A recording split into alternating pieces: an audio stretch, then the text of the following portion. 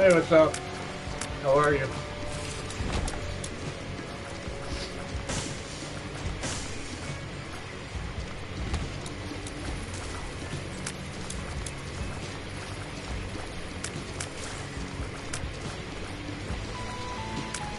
I'm okay. Thanks for asking. Appreciate you.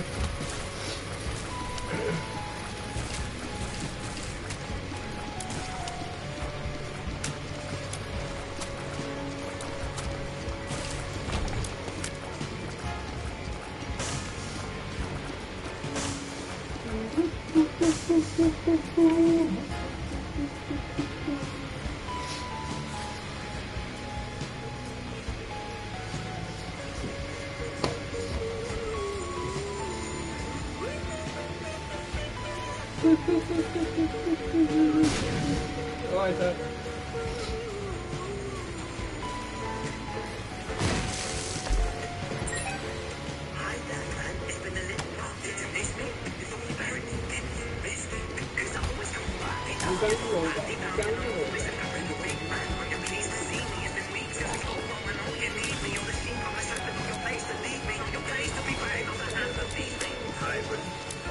Hey!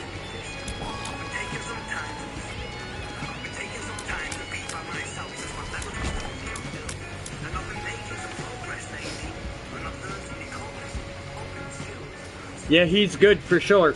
Ren, I love this song. I'm good, I'm good. You?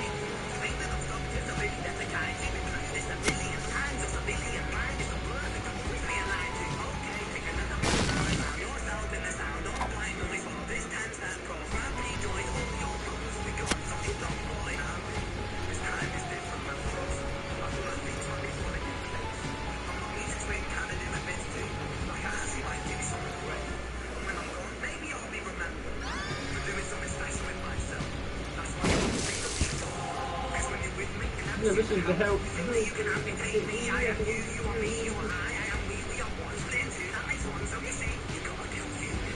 Yeah, always knew. You know how it is. Is there a bomb up in here?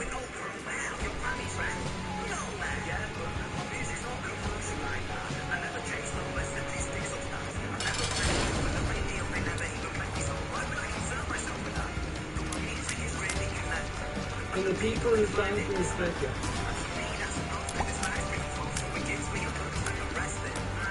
What's mulligan? Is that like something you could pick up?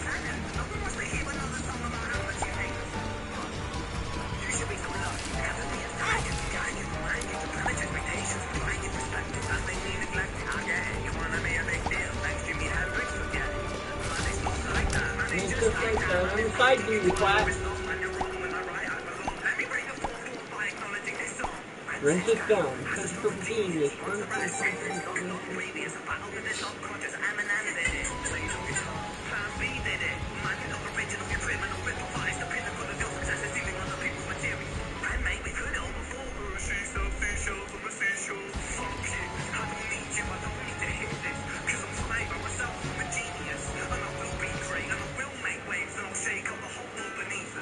Speaking truth, you fucking got complex leaks out of you. It's refreshing to ask for you, say it instead of downplay it.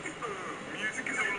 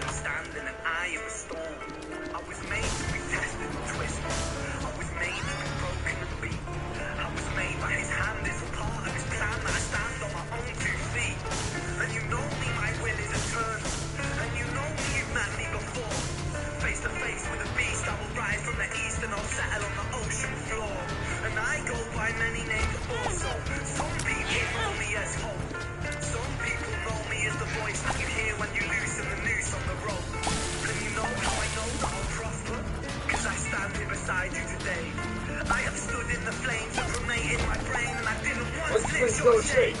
So coward the man I've become. When I sing from the top of my lungs, and I will control. I'm in the fire, and I need to be strong.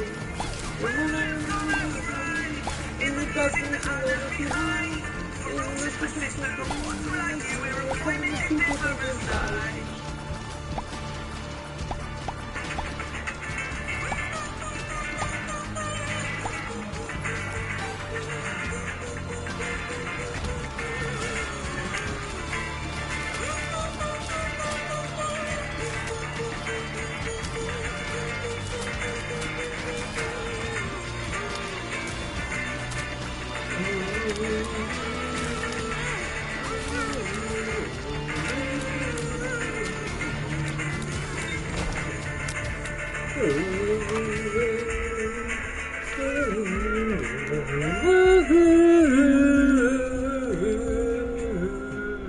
Such a good song.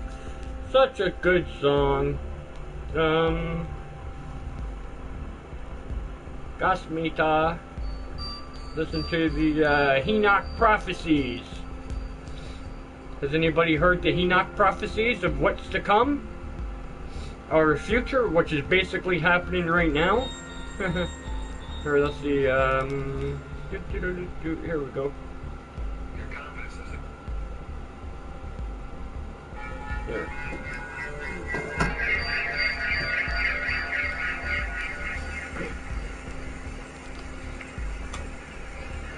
Okay, now we have kind of a special tape here, and it's called The Prophecies because it's based on a book that Billy wrote called The Prophecies. But the prophecies, This man is better than Nostradamus on his prophecies, dude. Listen to this shit. stuff anyway don't come from him. They're a collection of information from different sources. Throughout the contact notes, in several cases and several times, they gave him some prophetic things that would happen in the near future. For instance, in 75, Billy asked for any predictions for the coming year. And they would give him some predictions, usually just within the next coming year's time for the general area. And most of these predictions were all based just on political events and maybe a large snowfall causing damage, local crime, things like that. If there was any political problems, maybe leading to a death or an assassination, they would usually comment on things like that. And those prophecies generally would always come from Semyasi. Billy also got prophetic information from other levels. For instance, when he was younger, during his time of training with Asket from the Dow universe, in 1956 he gave him a series of prophetic things also, which we went over somewhat on the contact notes. And that primarily dealt with a span of time dealing with several assassination and murders of political figures, which she felt was necessary actually for events to actually unfold the way that they were supposed to. Billy also received prophetic information from what's called the Patali level. I hate magnetic tears. I hate these tears. I might do a restart because I don't like the way this one's going so far. Magnetic tears. That's just bullshit. The highest level that we evolve to as a spiritual form is called the Patali level. Some people think of this as a group consciousness level. Billy was able to receive prophetic information also from this level, which was kind of filtered down to him through the High Council of the Ladies. And that information was received by him and passed on also. So we have information from several different sources here. Asket, Semyasi, Patali, and even Billy himself, to understand some forms of future predictions, have all gone together to put together this little book. Now, some of the prophecies, of course, are from conversations when he had in the ships and so forth, but the prophecies that came from the Patali level were of a different kind. When you receive transmissions from a higher life form like this, they don't come in the form of language. They come in the form of symbols, and that comes through on what's called spiritual telepathy. Spiritual telepathy, unlike material or primary telepathy, is very, very long range, and it doesn't come in an audible form. It comes in a series of symbols which the person who's astute and understands it then must then convert the symbols into language and tell the story properly.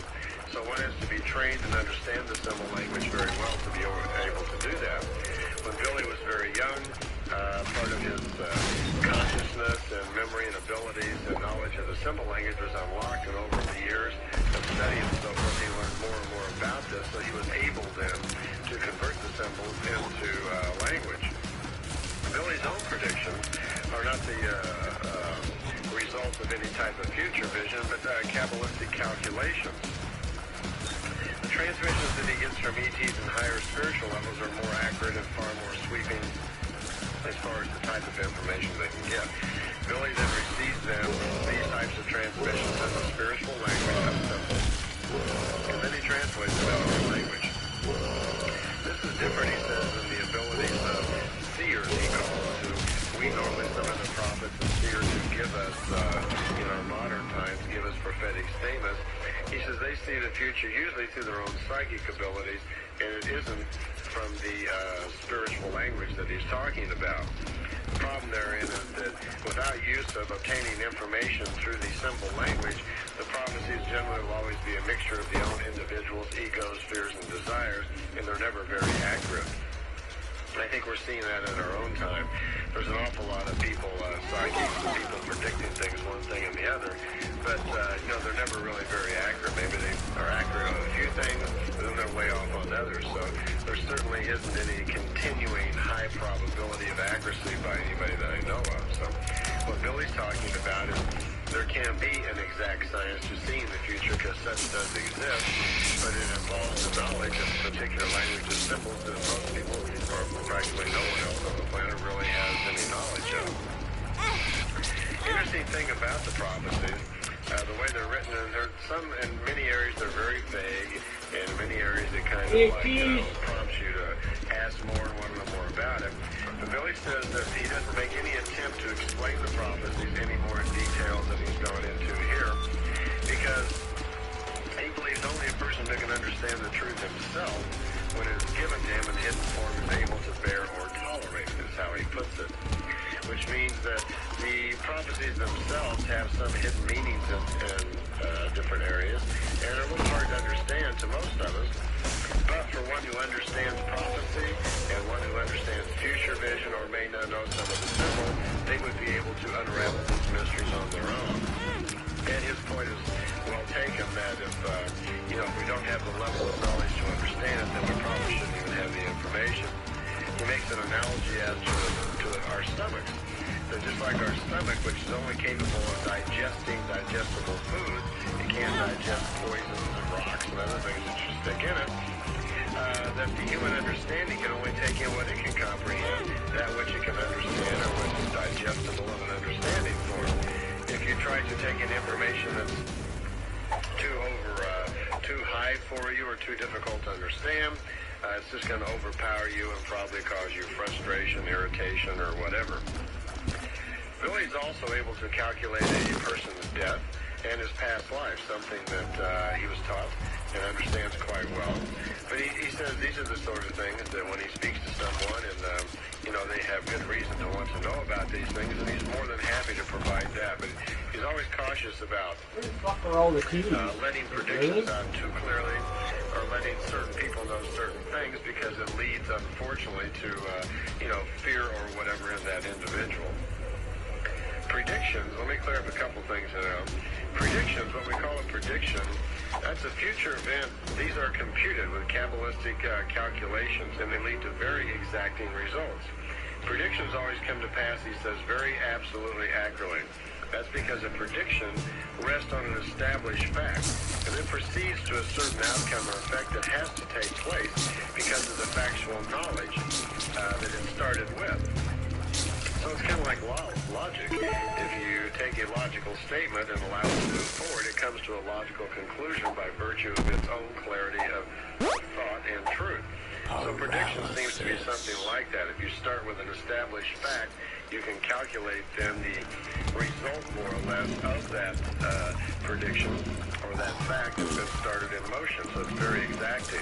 Prophecy, though, is slightly different. He says they're different. And a prophecy is generally just like a warning function. It can show it in results, but that result might come from certain facts if there's no change happens in a certain time. So it's like a warning about something to happen, but free will can come into play there. But if no free will comes in or nothing gets involved, and the prophecy becomes a prediction, and he says, will surely come to pass. So we have some difference here between a prediction and a prophecy. A prediction is something that's almost absolute, that can be calculated based on known facts, or almost have a positive outcome.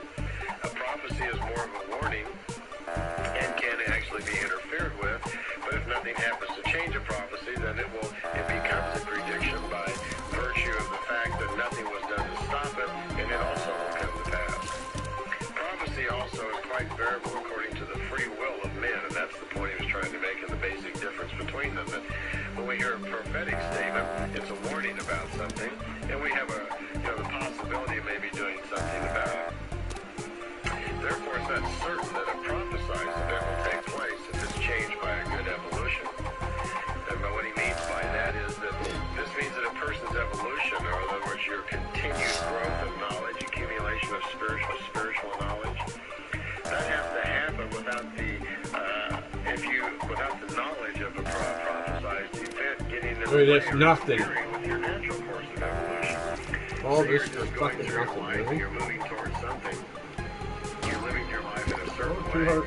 and suddenly a prophecy comes along that you find very disturbing. You think it's going to have some effect on you, and you change your life, based on this prophecy. Maybe you react differently, or you just change the course of events in your life. You then interfered with your normal evolution, which would run its course and provide a certain prophecy. You only demonstrate one possibility, and at the same time, they just demonstrate one type of warning. So we have to regard prophecies then as something that one can't be changed because of free will, and regard them as kind of a warning then. Prophecy should never be clearly revealed, he says, because the person then will make changes in an evolution. The evolution then is thrown off because the person does something that he normally wouldn't. Also, there's certain events in a prophecy which usually should be kept secret, because here he's insinuating that one of the problems with prophecy is that people overreact. And I see that even today, where people are becoming more and more sensitive about predictions that psychics make and so forth about the great earthquake in California or the entire West Coast sinking into the water. These things can cause great fear and disruption in people's lives. I know several people right now who have really disrupted their entire lives, moving their families, losing their jobs, selling their homes and so forth, out of fear because of predictions that they read in the paper or in newsletters that are being circulated around the country. And for people who are slightly unstable and are easily drawn to fear or negative things, this is very disruptive to them. They just can't help themselves. And so it really is not serving, the proper interest that the predictor probably had in mind. You have to be very careful when you predict things and come about your predictions, like saying that they are real, that they're really going to happen, because it can be very disruptive to people's lives, and like I say, causing people an awful lot of fear, and we certainly don't want that. Certain information within prophecies must also be kind of vague, he says, so only people with a certain level of understanding would be capable of decoding them.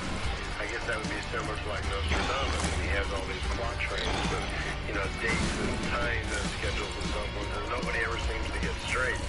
I noticed that there was a book out just about a year or so ago, some people claiming that they finally unlocked the Nostradamus code, and they felt they nailed it down, and now you can count on this book. Well, I had that book on the shelf, and so far all the events that would happen in 92, none of them have happened. So again, they goofed. They were not able to properly decode them. Because of that, they wasted a lot of people's time, money. A lot of people bought the book and probably changed things in their life based on that, or filled their head with a bunch of nonsense that didn't really happen. So these people were behaving rather irresponsibly by claiming to have done so much and really have done nothing at all. This leads us to kind of one final statement on this, and then we'll move into some of the prophecies and predictions. But be very careful of those who prophesize. Also, a little caution to you out there who may be wanting to do some predicting or prophesizing. Even though you think you may have learned some ways of calculating it, you may be gaining in some visions and so forth that seem to come true now and then. Be very careful in these difficult times times coming up in the near future about making predictions or prophecies of any kind. Because for the most part, if you only know a little bit about prophecy or prediction, you're going to be wrong. And it's this type of information where a little bit of knowledge is dangerous. If you don't really know what you're doing, Billy says in the times coming, which are very dangerous, which world events are going to be very dramatic, if you are certain predictors and so-called seers and prophetic psychic people who are going to be saying things that are going to be coming happen, and they're not going to happen, they're going to cause a lot of fear and trouble with people, and a lot of psychics and predictors are going to wind up being killed or murdered or whatever by people who are just driven insane by being misled in their lives by these psychic predictions. We know we're going to have obviously some difficult times coming up with natural disasters and everything, so here's a little tip during difficult times. Don't be predicting things and causing people to change their lives and becoming responsible for other people's lives unless you're really sure about what you know, what you're doing. If you start predicting things and change people's lives and it doesn't really happen, then there's liable to be some recourse into your life. In the introduction to Billy's book, he's taking a little time to remind people here on Earth of the times that we are living in. And as I mentioned to you before, we're in this so-called New Age period we're moving into, where geographically we're moving into this close proximity to the central sun. This time period is obviously it is a time of change when the stepped-up radiations from the central sun then start affecting everything on the planet, including the planet itself. So it's a time where things speed up. It's a time of turmoil because as things speed up, it goes a little too fast for society and for certain people, so we have a lot of problems. The predictions of past from biblical times, which are still coming true, we have to be very careful about. They're happening. And he cautions us that as a race, as a planet, we're really doing nothing about the major problems on our planet. He says since 1974, the total atomic destruction of the Earth has been averted by some very powerful beings, extraterrestrials. That, of course, was some of the work of Ascot in his younger contacts. That danger is past. That was existing then, but the danger of a third world war has not been removed at all. It's still going to happen pretty much just exactly the way that it's predicted, and has been predicted for a couple thousand years, because the people are, are doing nothing to change it. Billy says, look to the beginning of the Third World War to come during a time when we think things are very peaceful. Suddenly, without any warning at all, in the middle of the night, the cry of war is going to break out in the middle of the night, and it's going to be a great surprise to everybody here. So we want to look perhaps right now. There's hardly any peace anywhere on the planet. There's wars everywhere you look. Okay, let's move into some of the more definite prophecies. Let me start a little bit with some of the prophecies from the Talmud of Manuel, which is the original teachings and thoughts of Manuel, who was wrongly called Jesus Christ. One of the important things in there that we all have heard is the prediction that he said that he would return. Some people believe he's returning in 2,000 years. Well, that isn't exactly what was in there. He just says that it will come to pass in 2,000 years when mankind has become capable of better thought. Kill me! His teachings will be revealed again unfalsified. And that's exactly what happened in 1963 when his original writings were dug up. Actually, the writings were written by Judas Iscariot. They were dug up. They've been translated, and they are now out in a little book called the Talmud of Manuel. He mentions also in those writings that there will be a new prophet in our time, or what he calls the distant future then, that will not possess as much power over evil or disease as he does, but the new prophet of our time will have the knowledge, which is the same as his, will have the knowledge and understanding of creation, and will be able to, as he put it, shake the foundations of earth with the revelations of the truth that's brought forth. He goes on also to mention, which is kind of interesting here, that the time when his teachings will be revealed, says will be a time when a war is threatened from space, and many new gods will seek dominion over the earth.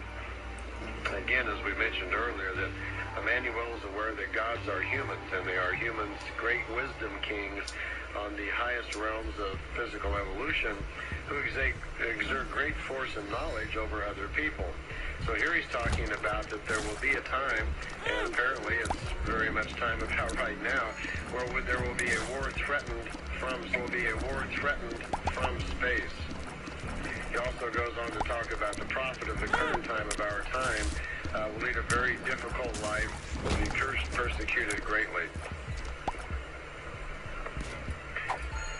There's also some prophetic statements in the Talmud of Emmanuel. It's time when Emmanuel is at the Mount of Olives talking to his followers, and they're asking them about these signs that he's talking about when they're going to happen.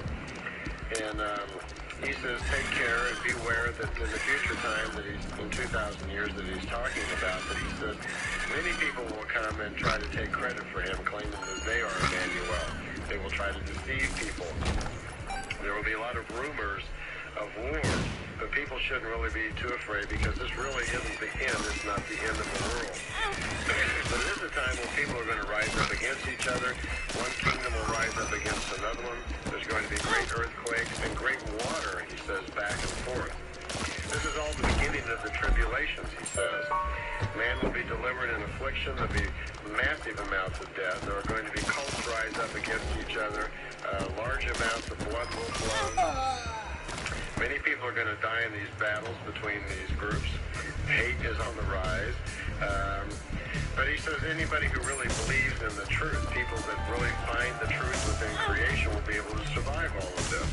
It says there's a comment in here also. It says, when the people see the horror of the devastation of Jerusalem, which has been spoken by prophets, then the end will come.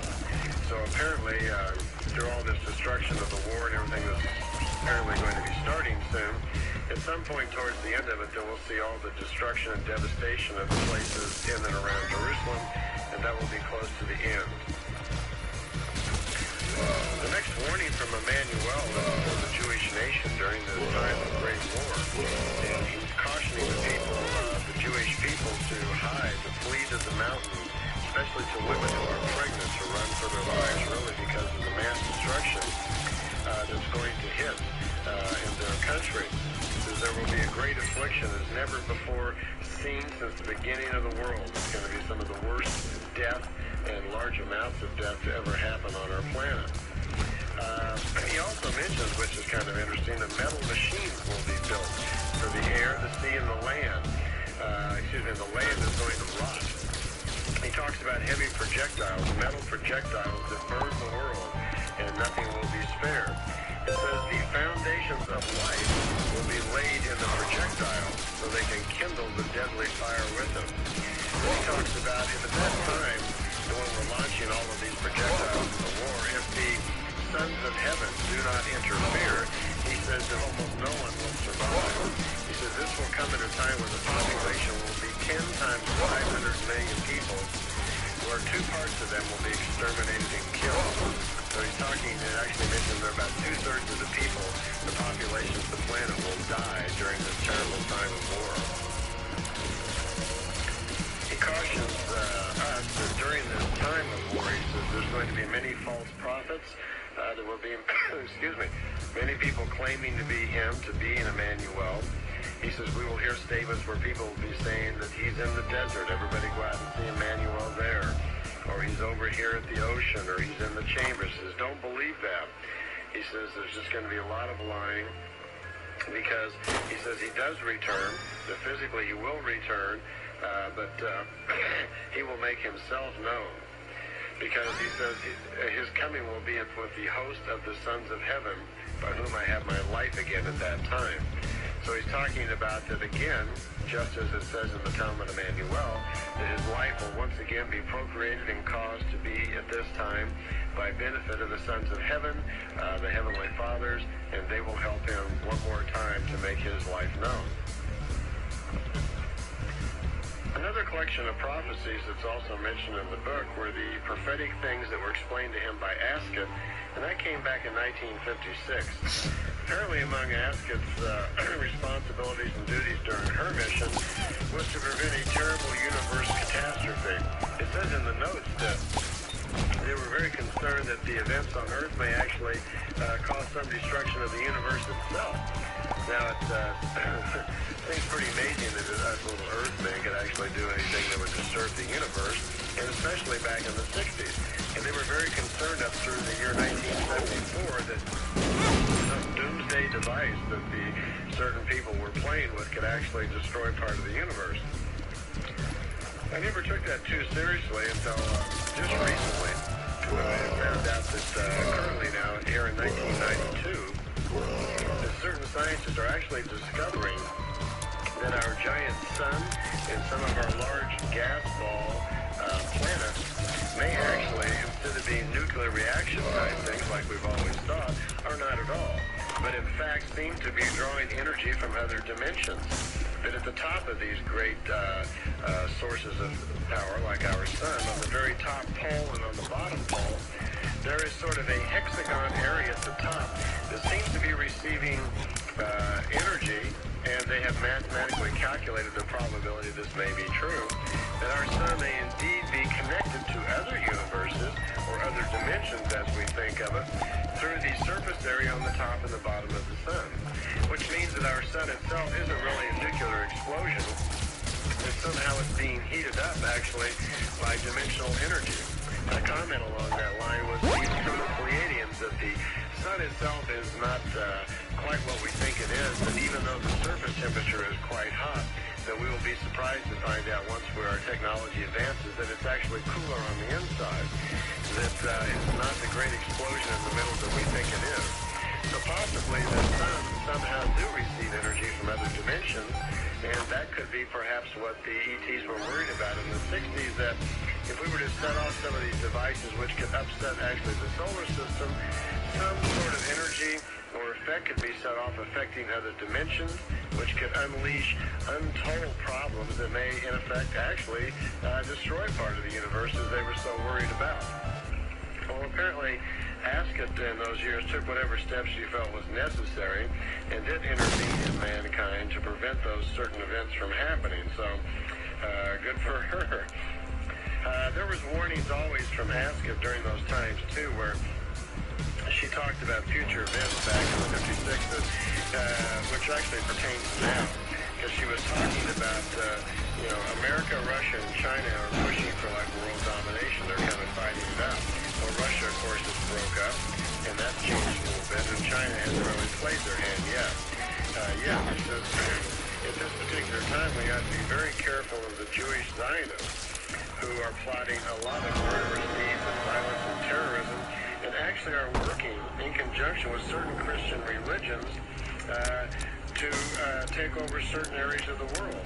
So apparently, in the face of the might of America and Russia and other countries, in China, certain elements of the Jewish people, the Jewish Zionists, and certain Christian groups are plotting actually how they can take over certain parts of the planet themselves. It's mentioned in here that the people of Earth should take care not to help Israel, for every small assistance is refunctioned by them into a deadly weapon against the back at us. So historically, it's talking about that they're suggesting that it's going to be a natural event for the destruction of Israel, and it is for the betterment of mankind.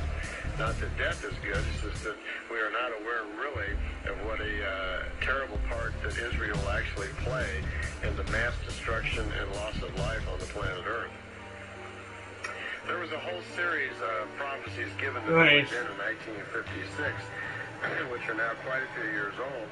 And I'll just dash over them for you. I had gone over them a little bit in the contact notes themselves, but since we have a tape here just on prophecies, I'll reiterate some of these events because it's important also to note that these events have all come to pass and with terrible accuracy. I say terrible because we're going to read off a list of deaths there and so forth. And all these events came to pass exactly as Ascot said they would, which only confirms again their very incredible technology and their abilities.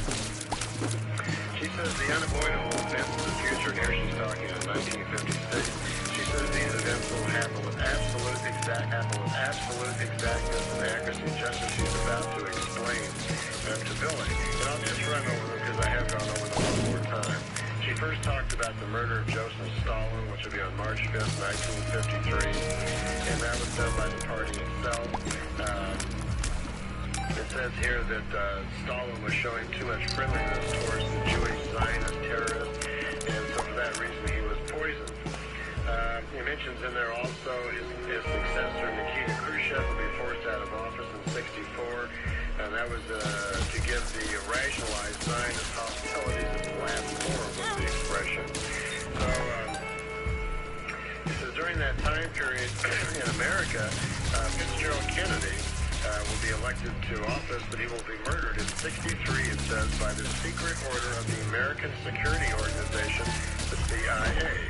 The day of his death will be November 22nd, 1962 in Dallas, Texas. It says there will be a second political assassination following just 5 years after that. Suppose they didn't need the bomb. Fuck. The presidential candidate will be killed. His death will be on June 6, 1968 in Los Angeles. His name will be Robert Kennedy, a brother of the president. Says the Holy Office, and Rome will also be full of the worldwide political and religious intrigue. Just the same as with Stalin, they used to kill Pope Bullshit. John XIII, who only served for a very short time. His successor, Pope Paul VI, will be removed by the same method, by intrigue, it says, of the cardinal, in cooperation again with the Jewish Zionist extremists, who for quite some time have already been planning their murderous schemes and are trying to direct the future events, to their own will. Excuse me. Greece has also chosen, it says, for the assassination of head of state. For the future, let it be known that King Paul I will die on March 6, 1964, using the same poison as some of these others have been killed with. His successor will be named Constantinos. He will be forced out of office by a military coup because of his childish inabilities, and so Egypt won't be spared either. In the mid-1970s, a dictatorial statesman named Abd el-Gamal Nasser will be poisoned just as years earlier, as his friend the Emir of Kuwait, who will die in 1965, poisoned at the hands of his own family. Mentions King Faisal in Saudi Arabia in 1975 will be shot by members of his own family. She said this series of political intrigues and deaths were among the most important dates coming over the next 20 years, and Billy was very cautious at the time not to reveal them because these events needed to play their hand out and happen exactly the way that they were. She was very careful in not wanting to disturb any of the natural events of the future. So Billy didn't, even though they were all written down and tucked away for a while. He never really talked about them, and he kept them very quiet.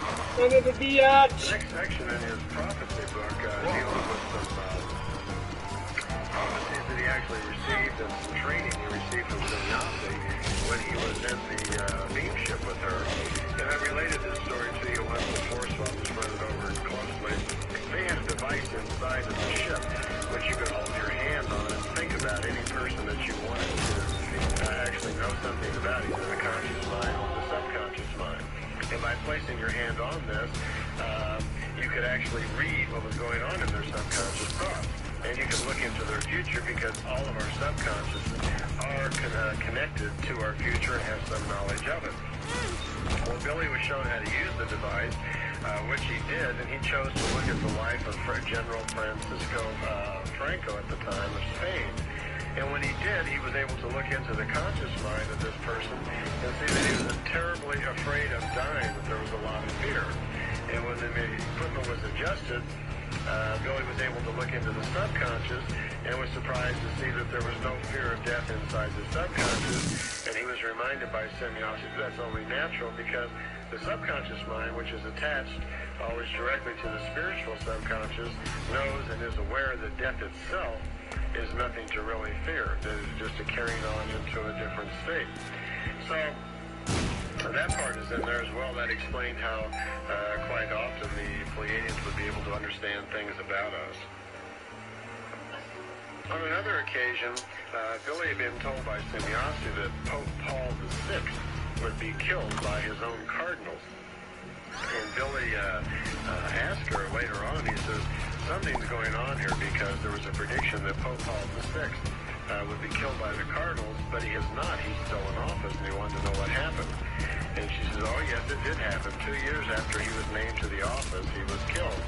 And he doesn't understand this. And he says, you're speaking in riddles. How can I understand that? Pope Paul VI is still alive, and yet he was poisoned and is dead. I don't understand what you mean. So she went on to explain that the good Pope Paul VI was recognized as being, he went against most of the gold purposes of the Catholic bishops and cardinals, so they went into a secret conference and decided to get rid of him. So it was decided by a secret ballot that the Pope would be killed by assassins, and that there would be a double put in his place who would follow the designs of the bishops and the cardinals. So Pope Paul VI was poisoned to death and replaced by the cardinal with someone with astonishing similarities. They even went to the trouble of, after the double was put in place, they even went to the trouble of erasing most of Pope Paul VI's personal belongings, pictures, books showing him in school and his earlier life and so forth. So it erased any images of what the man really looked like. Billy on a couple of occasions also received prophecies from what he calls the Patali level. As I explained earlier, the Patali level is the highest consciousness in the universe. It is a level of collective consciousness that has risen to that knowledge where it is beyond the physical realm and has total knowledge of all that they see and total understanding. On Thursday, the 29th of January, 1976, at 1:05 a.m., Billy received these prophecies.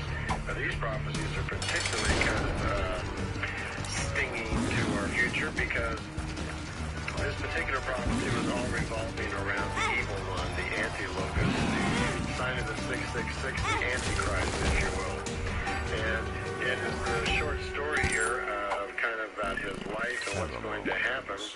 And I'll go over and kind of tell you basically the details here. But it reads pretty much the same as any of us who have read the Bible and so forth. There doesn't seem to be much difference really in the prophecy at all. And it's one of great destruction and war and so forth, and it's certainly a bad time to be in Europe. So it says it's the child of the evil one, the child of destruction it's called. To be a deadly adversary to knowledge, wisdom, and truth. The anti-logos then appears in multiple forms. It is the power of the evil one, the 666, which means there is against the truth of creation is what the 666 actually stands for. We think of it as the Antichrist because we're told by religions that the Antichrist person will be against Christ. Well, part of that is true because Christ, which is the name given to Emmanuel, who taught the truth about what creation is. But they're saying here that the 666 is really against the truth of creation. So we are a little wrong in our explanation. It's an antichrist. It's not an antichrist, it's an anti-truth situation. And that the symbolism of 666 means it'll be through a time period when people will refuse to believe the truth about creation and will refuse to live their lives according to spiritual law and truth of spirit. Okay, it talks about this Antichrist, as I will call it, because that's what we're all usually hearing, is the embodiment of the powerful lawless bloodthirstiness of the Anti-Logos. He has deceptive powers and is capable of what we think of as miracles, all types of temptations, deceptions, lies, and fraud. It says something about in the 8th sequence is conceived the anti-logos in totality. The thing is a person of untruth, of humiliation, of destruction, and of death. I don't understand what 8th sequence means, but someone that is more into the numerology this probably does. It says before the Antichrist is born, there are 7 embodiments of powerful ones, all part of the anti-logos or evil sort of buildup apparently that's going on. 7 children of the evil one that are bent on death and destruction will kill millions of people. The actual Antichrist, the one that we the monk, there'll be a monk somehow which will make this woman pregnant. He will be born in some inconspicuous place in the east around sunrise, around the 7th hour in the morning. He will be left outside, someone who never gets his fill of fraud and deception. The child of this evil of the Antichrist actually exists in multiple forms, the now and the before, because they're talking here about the fact that the Antichrist will be the duplicate, look like the twin of Emmanuel, but in appearance, but still isn't actually a duplicate. This Antichrist child will be protected and surrounded by the power of the one called the Evil One, he understands the great power that the Antichrist will have. Apparently this and he will be able to control people through thought. He's the complete killer of all truth, teaching heresy, delusion. He's just definitely been on destruction. It says here that the fruits of his evil begin to happen around his 30th year. But by the 19th year, he's already has been able to cause a lot of death. His power comes in killing. He burns the world, that there will be a 27 years of hate and bloodshed and fire because of him. Sounds like a pretty sight, doesn't it? It even goes on to talk about the plant kingdom and so forth. It learns how to thrive on the blood. That there are so many deaths on the ground that the blood just flows like water on the ground, that there's so much loss of life. Goes on to talk about here that he comes in kind of a disguised form at the beginning. When we first start to see him, he will present himself as a follower of Jesus Christ. He will pretend to be sent from God, a preparer of the way. He will call himself the great Savior. He even puts himself as a creation and says that he is the creation himself and has created all of us. So he's full of delusion, fear, power. In actuality, he's just out to exterminate things and kill all life off here on the planet. Talks about the war beginning because of him, blood and fire, horrible firestorms. Here again we have this mention of firestorms where the air is actually ignited and set on fire somehow and just brings horrible death to large areas of people. So it is the time of vice seen as a virtue, that there will be cult religions springing up everywhere, one killing the other, people literally just going crazy. The war will last, it says, for approximately 27 years, and this Antichrist will raise armies which have possession of the deadliest weapons on the planet and will bring the whole world to its knees. Well, where this guy's going to come from? Mentions also that he's capable of stealing the thoughts of men, is how they would say it. So apparently he has the ability to really perceive how people think and also control their thoughts. He somehow is very wise in future events, too, because he watches very carefully and interprets certain events that are about to happen. For instance, he knows when a giant comet is about to strike the Earth, causing flooding and so forth, and tremendous problems. And apparently he'll take advantage of that. He's the biggest enemy of the Earth, chosen himself to be more horrible and deadly than anything else we've ever seen. It says, deadly and burning like gold in the sun, destroying through metal burns and lightning of death. This happens towards the middle of the year, close to the turn of the millennium. Well, we're coming up to that. It's 92, so we're getting closer to the turn of the millennium. So this is beginning to sound like this deadly war could break out 95, 6, 7, maybe in that period at some point.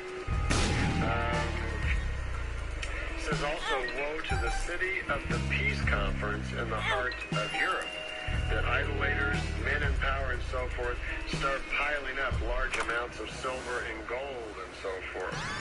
The first war is stored up in the east and the north, and Earth goes around its sun twice. Okay? Then there'll be 10 moon revolutions where there will be a peace after that war. 10 revolutions of the moon, it says.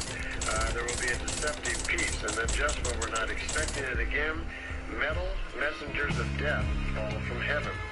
They carrying themselves lightning, fire, and heat. The cities of Europe start falling and burning in ashes, and there's just nothing. All are killed. It says 3 revolutions around the sun that the focus again exerts itself. And he has become grown now, very powerful. But he is murdered in the third revolution, whatever the third revolution actually means. So 27 years would have passed during these